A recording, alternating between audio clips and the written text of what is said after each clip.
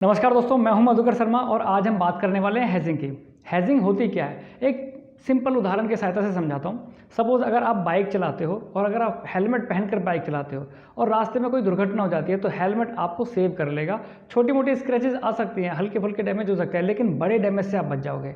लेकिन अगर आपने हेलमेट नहीं पहना है और ऐसी कोई दुर्घटना होती है तो बड़ी चोट लगने की संभावना है, बहुत ज़्यादा नुकसान हो सकता है आपको, जो कि बर्दाश्त से बाहर हो सकता है।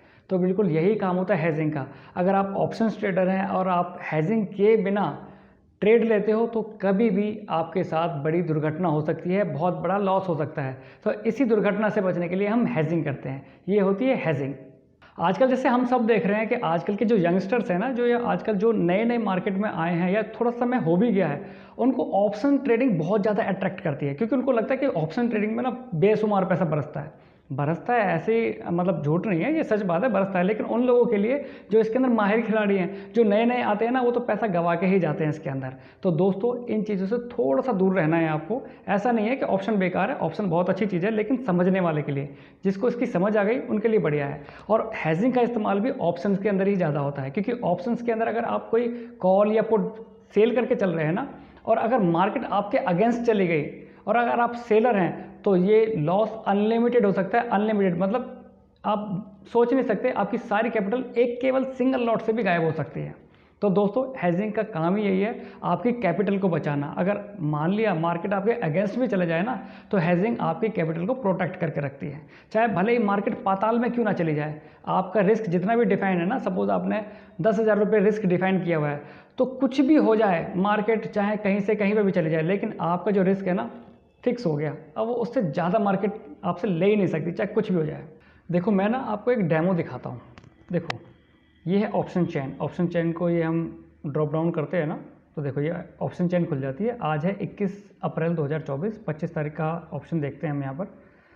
और अभी जो जो क्लोजिंग प्राइस है ना, वो 22,150 था। अगर मान लिया 22,150 की हम एक पुट सेल कर देते हैं, अगर हमें लगता है कि मार्केट ऊपर जाने वाली है तो हम पुट सेल कर देते हैं। ये हमने पुट सेल कर दी। अब ये देखो, पुट सेल करते हैं तो हमारे साथ कुछ इस तरीके का होता है कि निफ्टी में हमने 22,150 के आसपास सेल किया। हमारा मैक्सिमम प्रॉफिट कितना हो सकता है? 8,435 रुपये मैक्सिमम प्रॉफिट हो सकता है, अगर हम खाली एक सिंगल पुट सेल करके चलते हैं। लेकिन उसके अगेंस्ट में हमें कितना घाटा हो सकता है? देखो, घाटा यहाँ पर दिखाया अनडिफाइंड, मतलब कितना भी हो सकता है, बहुत ज़्यादा, मतलब कोई फिक्स नहीं है, मतलब अनलिमिटेड। देखो, प्रॉफिट 63% के आसपास, मैक्सिमम प्रॉफिट 8,400 रुपये के आसपास, और मैक्सिमम लॉस डिफाइन नहीं है, कुछ भी हो सकता है। और इसके अंदर आपके कितने पैसे लगेंगे? 1,29,281 रुपये लगेंगे। अब इसके अगेंस्ट में अगर मैं एक पुट बाई कर लेता हूँ, पुट बाई हमें कितने की करनी है दोस्तों?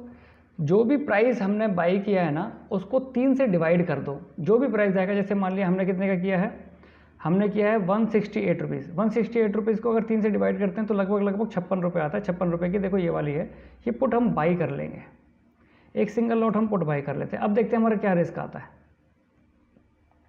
देखो, यहाँ पर जो रिस्क है ना, डिफाइन हो गया। मैक्सिमम रिस्क 14,375 रुपये का हो गया। इससे ज़्यादा नहीं हो सकता, चाहे मार्केट पाताल में क्यों ना चली जाए। अब इससे ज़्यादा रिस्क हमारा हो ही नहीं सकता, कोई लॉस कर ही नहीं सकता इससे ज़्यादा। अब इस तरफ देखते हैं, मैक्सिमम प्रॉफिट जो पहले हमारा करीब 8,400 था, वो 5,600 रुपये रह गया। ठीक है ना, प्रॉफिट थोड़ा सा कम हो गया, पर रिस्क जो है ना वो डिफाइन हो गया। कुछ भी हो जाए, 14,000 से ज़्यादा रिस्क नहीं, मतलब लॉस नहीं होगा हमारा। और जो प्रीमियम है, जो हमें पहले 1,29,000 रुपये पे करना पड़ रहा था, अब पे करना पड़ रहा है केवल 40,808 रुपये। मतलब प्रीमियम भी बहुत ज़्यादा कम हो गया है, लगभग 3 गुना कम। 3 गुना कम हो गया है, रिस्क डिफाइन हो गया है और प्रॉफिट भी डिफाइन हो गया है। जो पहले एक क्या था कि पहले हमारा केवल प्रॉफिट फिक्स था, प्रॉफिट अभी भी फिक्स है, लेकिन अब हमारा लॉस भी फिक्स हो गया। तो इसे कहते हैं दोस्तों हेजिंग।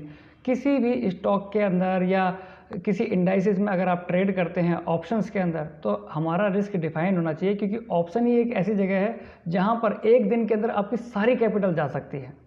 वैसे तो हम सलाह ये देते हैं कि ऑप्शन से दूर रहो, वो बढ़िया है, लेकिन अगर आप करते भी हो तो हेजिंग ज़रूर करनी है। दोस्तों, आजकल ना मैं एक चीज़ और नोटिस कर रहा हूँ, और वो ये है स्प्रेड बनाना।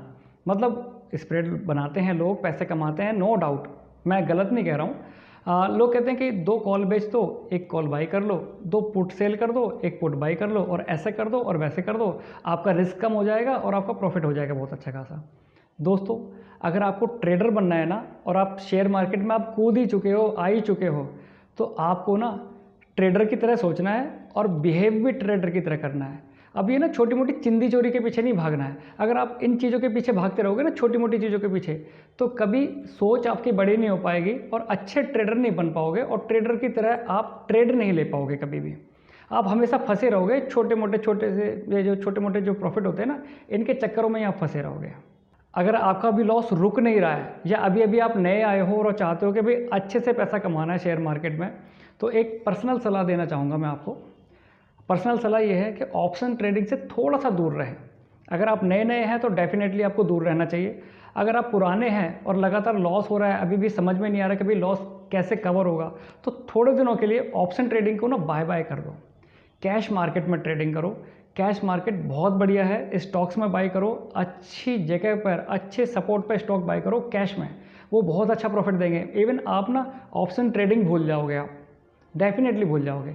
अगर आपको ये भी नहीं पता कि भाई स्टॉक कैसे फाइंड करते हैं, स्टॉक के फंडामेंटल कैसे चेक करते हैं, टेक्निकल कैसे चेक करते हैं, आप एक बार हमारे चैनल को विजिट कर लो। बहुत सारी वीडियोस बनाई है मैंने आपको टेक्निकल देखने के लिए और फंडामेंटल चेक करने के लिए। आप बहुत अच्छे से समझ जाओगे कि किस तरीके से ट्रेड बनाई जाती है। और अगर आपको नहीं पता कि भाई स्टॉक कैसे ढूंढने हैं, तब भी आप हमारे चैनल पर विजिट कर सकते हो। हफ्ते में 1 या 2 स्टॉक तो हम ऐसे ढूंढ के ले ही आते हैं। हमारे मित्र हैं अखिल जी, वो पूरे दिन इसी में लगे रहते हैं, अच्छे अच्छे स्टॉक ढूंढ लेते हैं। अगर कोई भी अच्छा स्टॉक होता है ना, तो हम उसके बारे में उसके फंडामेंटल चेक करके पूरी डिटेल आपके सामने रख देते हैं। हर हफ्ते 1-2 तो आ ही जाते हैं। आप उन स्टॉक्स को भी कंसीडर कर सकते हो। तो दोस्तों, आज की वीडियो में केवल इतना ही। मिलते हैं अगली वीडियो में, तब तक के लिए जय माता की, जय श्री राम, राधे राधे।